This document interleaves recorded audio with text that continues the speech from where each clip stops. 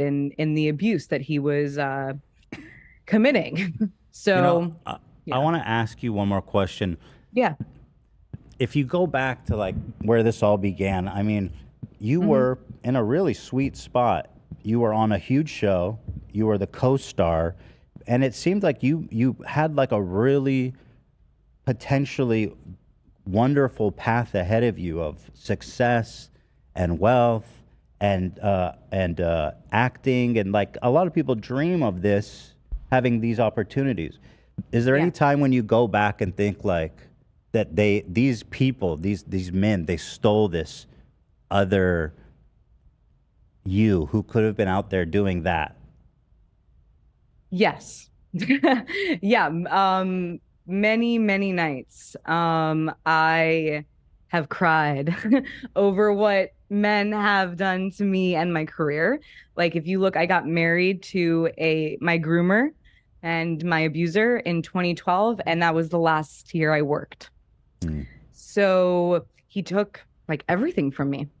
And that's why I'm so passionate about what I do, because I didn't really start processing it until I found out I was giving birth to a girl.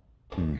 And it brought me to tears because I realized, well, how am I going to explain to her, if she does end up identifying as a woman, what that was like for me identifying as a woman? How would I share my inner world with my child? And I was very confused. I didn't know how to. And I had to do like a lot of internal work to kind of figure out what had happened to me, what I feel about it, and what I want to do about it now. And what I decided was I want to make sure this never happens to my daughter, Mm. ever. I don't want her to ever go into any work environment, for example, and feel that if she stands up for the right thing, she's going to lose her job. And that's what happened to me. And that's what happened to countless people, mostly people that aren't white males. That's what happens when you stand up against these individuals.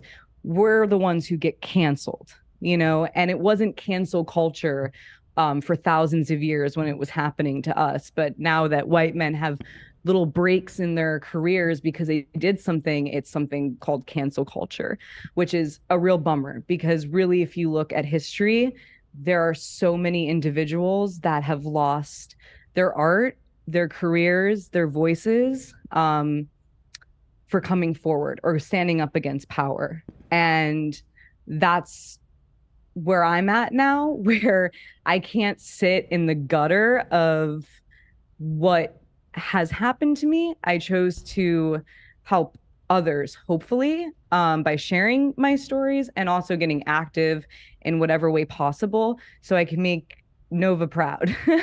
I hope that's I hope that's what I end up doing. I'm sure you will. Yeah. Thank you. I there's one more thing. Oh, it keeps coming to my mind. One more thing I want to ask you, Yeah. if you have time. I look back Sure. at those sets, and Yeah. these situations with kids, they're regulated by the state, I think, or by the federal government. But there are regulations about how kids need to be treated on set. But Yes. then when you go to and see what even happened to you, even despite all the regulations. So if you go like to what's happening on YouTube with like family vlogging channels, there's no regulations, there's no protection Scary. for the kids. Hmm. This I've always thought was a big problem. And It there's is. no oversight. There's nobody there to advocate for the kids, even if it's their parents, you know what I mean, who's doing it, because the parents' self-interest is all mixed up with their Hmm. kids' self-interest. Hmm. This seems to me like a huge problem. Is this something you've thought about? Absolutely. I mean, I get asked a lot of times from media outlets if I feel that there should be a such thing as child stars at all. Like, should Hmm. children be? And I don't, I honestly do not believe You because think you yeah, think children should not be allowed to act? no, because I don't think it's consensual. If they can't consent to like the army and they can't consent to, sex with a fucking adult, for example, like I don't really know if a child can consent to selling themselves in a type of way. Also, what I don't like about it is why I also personally wish that I wasn't a child star is kids should enjoy exploring their creativity without capitalism tainting it. Like I never got that. I never got to just like explore all the different creative sides of me because it was all about the financial the financial aspect always was a part of it, and it kind of tainted my relationship with creativity for a while. I always felt had to be a financial exchange with creation, and it really messed with my head. And when I see kids, for example, that aren't in industries like that, they get to explore their creativity in a very healthy way without capitalism trying to gain something from them. There seems to be no question about it. I mean, child actors on whole seem to have a pretty bad outcome. It seems like, I mean, that's easily recognizable when you look at it. I'm surprised I survived. There's days where, I look around and some of my friends did not. And it's sad. I told my therapist, I'm like, did I really survive? Like, I feel like I'm going to wake up one day and I'm going to be way more on the floor than I am, and it puts a toll on you. So I just don't feel like kids should feel that they can consent to something so with an institution behind it that can not only exploit them, but also pressure them into doing things that they don't necessarily want to do. Because I just realized after a while, like I realized, like, do I want to be an actress? Like, you don't even know what you want to be at 5 years old. You might change your mind. But what happens when you put all your eggs in one basket, for example, it's very hard to get out of that. So that's why it's important that kids don't feel stuck in something early on just through their parents. Which is literally what these family vlogs are. It's like you're at home. Your home is your work and your bosses are your parents. It's scary. That freaks me out. I honestly, I don't support that whatsoever. It's just too much. It's like, and also, do you need the kids? Like, I don't know. I even feel kind of uncomfortable when I do, like, when I had Nova, all these different companies wanted to like give things for me to promote. And, I would there would be a diaper and I would have Nova already in my Instagram stories, and I would tag the thing.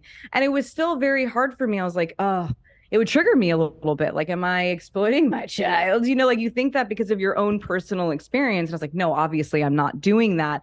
But there is this fine line where we all have to be very much aware in the virtual realm of how we are incorporating our children into our virtual lives. I think having awareness around it's not going to be a bad thing.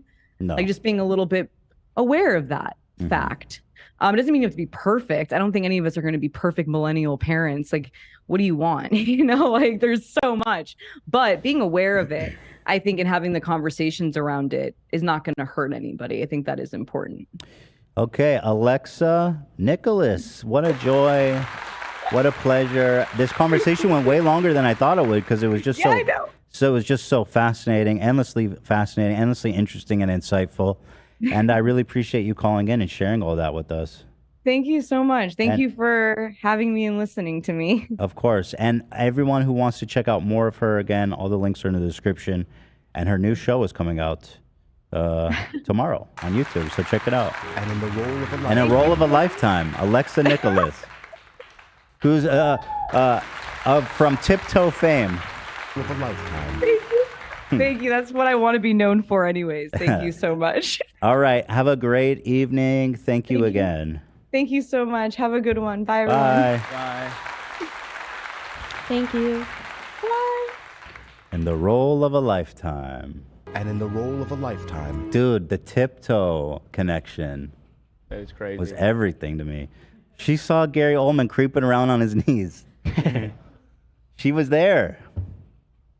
That's awesome. That's like witnessing Pearl Harbor or 9/11 or something. Where were you at?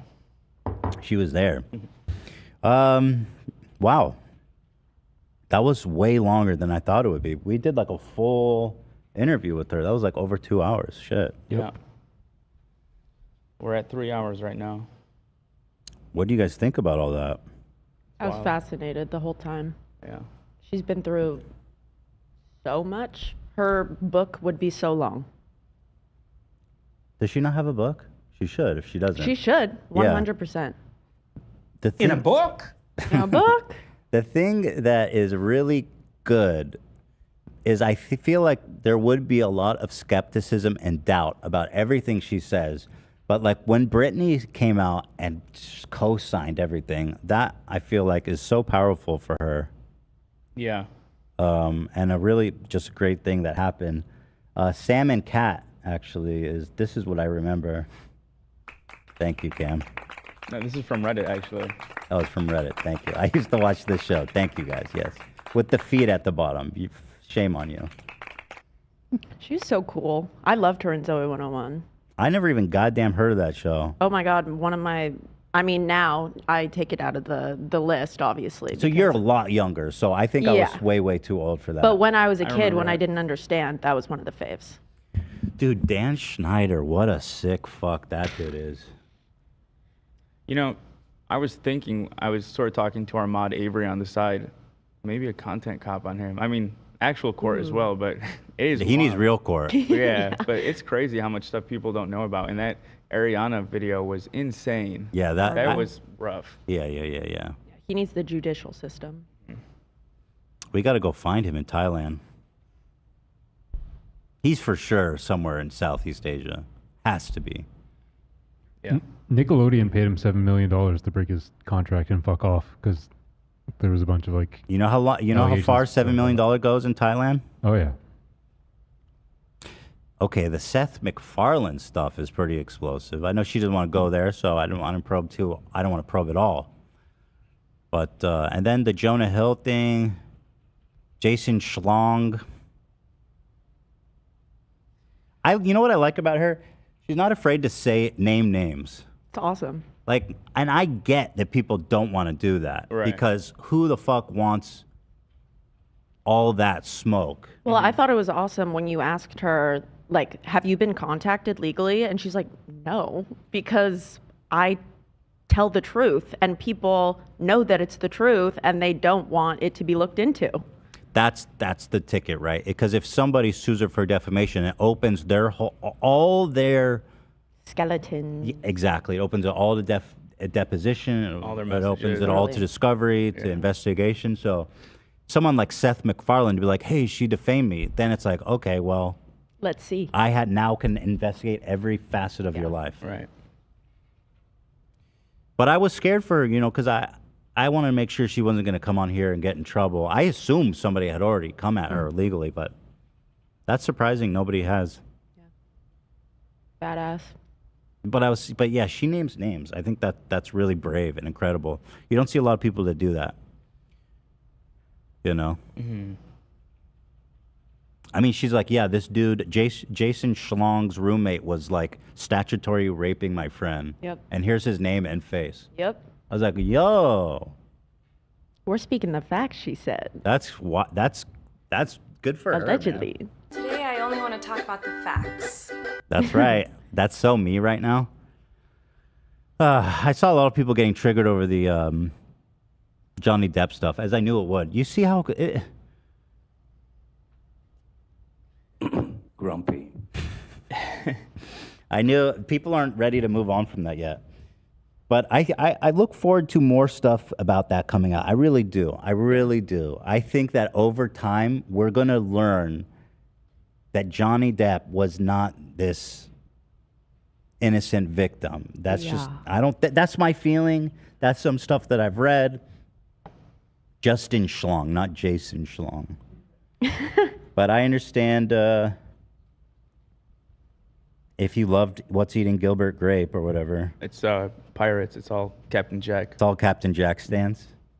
Definitely.